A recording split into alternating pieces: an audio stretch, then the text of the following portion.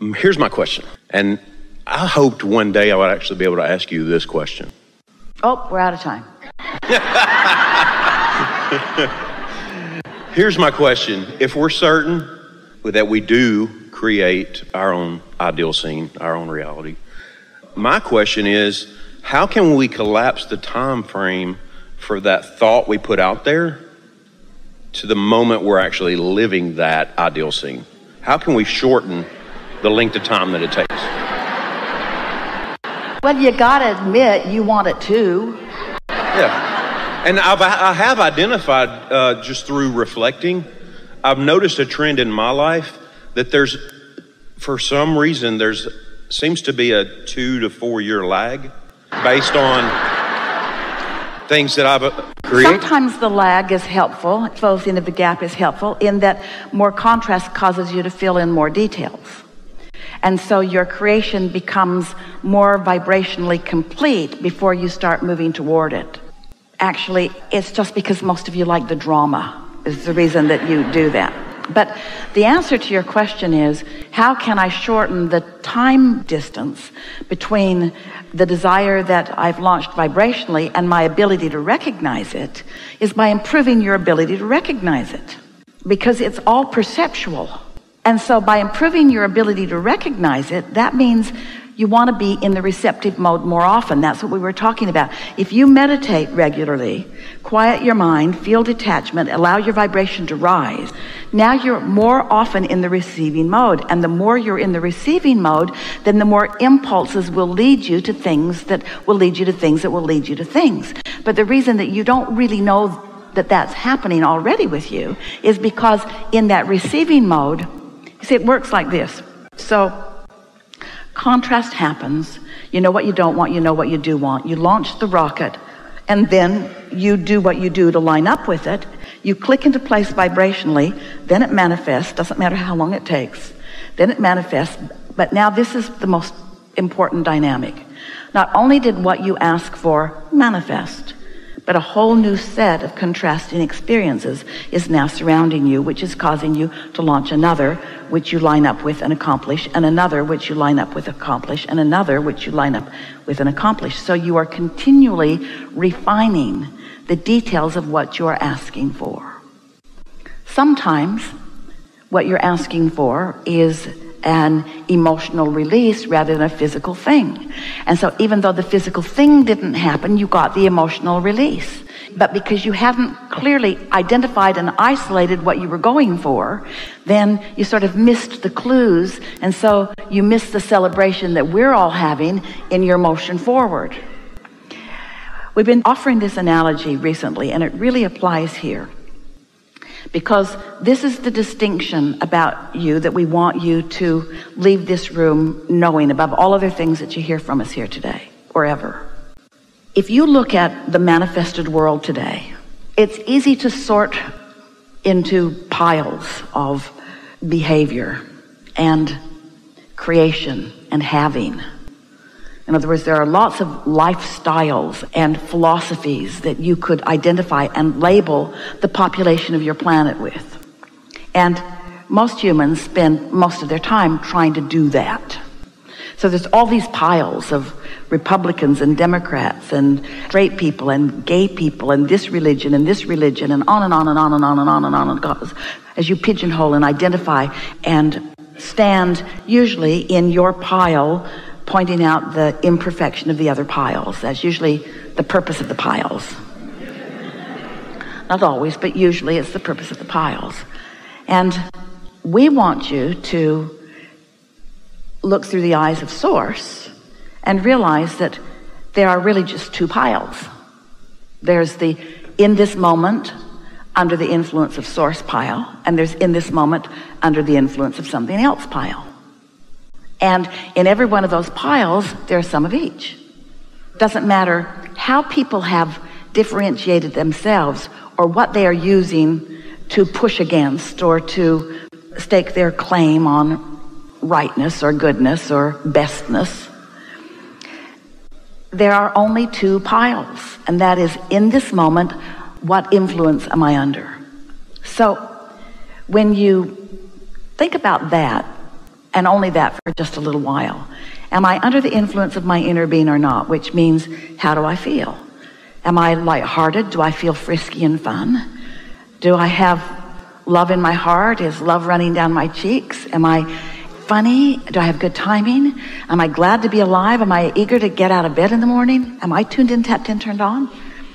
Because when that is how you are mostly, then what happens is there is almost no time between the identifying of something wanted and the realization of it.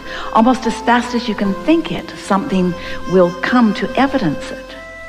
We, for a while, were playing games with you. We'd say, make a list of things that you're not worried about and just focus on them for a little bit and then watch how fast the universe brings those things to you.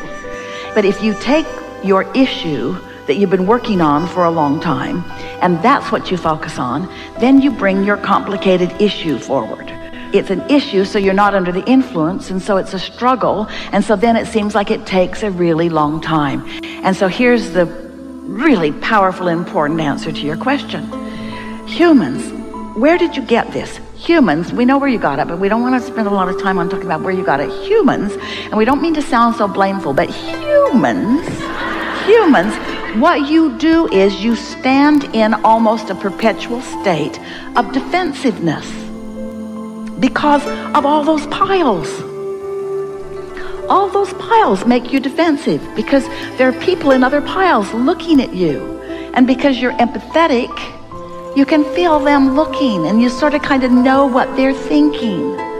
So you're picking up on that and then you feel defensive about it. But you got to understand, there is no assertion. There's only attraction. So when somebody thinks something and you feel defensive, it's not their offense that's getting you, it's your defense that's getting you. It's your pushing against what you think is their unwanted stuff in you that holds you in the place of not being under the influence of your inner being, because your inner being does not do that. Your inner being adores every pile.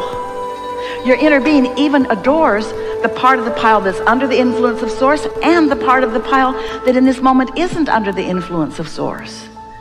So how do you close the gap? You get under the influence of Source. And the more you are under the influence of Source, the faster things unfold for you. Are we better served to focus on specific tiny little details of how we want certain things? Or does that actually push it further away because what a we good want question. To It depends on whether you're under the influence of Source or not. If you're under the influence of Source, the more detail, the sweeter it tastes. If you're not under the influence of Source, the more detail, the more you want to spit it out. Isn't that true? It's sort of like knowing when to push on the gas. Once you got control of the vehicle, then go really, really fast. But until you've got control of it, slow down and get control of it. And so the rule of thumb is the better you feel, the more detailed you want to be. The worse you feel, the more you want to go general with it. You see, the details have already been identified by you. Your vortex, there's enough in it to keep you busy for 20 or 30 lifetimes.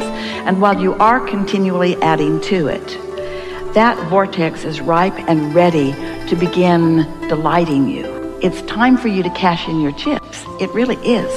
It's time for you to begin experiencing more of what you've put there. But here's the thing. Experiencing more of what you've put there would feel good. But you got to feel good before you can experience more of what you've put there. But experiencing more of what you've put there would feel good. But you got to feel good before you can experience more of what you've put there. And so when you start doing whatever you do for the feeling in it rather than for the result, and that's what's tripping you up in this question, because in your impatience about how long it's taking, there is evidence of resistance that makes us want to say, that's why. That's why. So impatience is the indicator. Well, what's causing the impatience? Awareness that it isn't done. So why is it taking so long? That's why. But wouldn't I be crazy if I didn't have some awareness of where I stand? Well, it's a wonderful thing to have awareness of where you stand, but you've got to be clear about where to put the emphasis. In other words, what's dominant? This is the question that you're helping us to ask. And this is a question that as you reach for the answer of it will serve you extremely well. So the question is, What's dominant in my vibration, my desire or my belief? Well, if my belief and my desire are the same, then isn't that obvious? What I desire and what I believe are exactly the same, and so then what happens? There's no time separation. When I desire it and I believe it, it already is. But if everything already is, then you're dead in a way there isn't dead. So you want to embrace the fact that the gap is a good thing. There's always going to be something you desire that hasn't manifested. That's why there's all that joy in that journey. So a diminishment of impatience is a good thing. Well, how do you diminish impatience? By anticipation. How do you get rid of impatience? By anticipating what's coming, by dreaming where it's going, by tasting the sweetness of the expansion, by not trying to do the impossible of getting it all done, by no longer looking for the marks on the chart, by no longer caring what anybody else thinks, by not keeping score, by not measuring yourself against anything else, by letting the only measurement be the measurement of how good you feel right here, right now. That's really helpful, isn't it?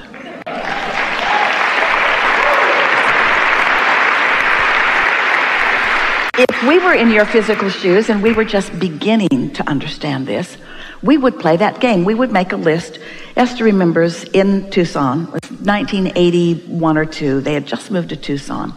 And there were lots of saguaro cactuses, the ones that stand out in the desert and look scary in the night.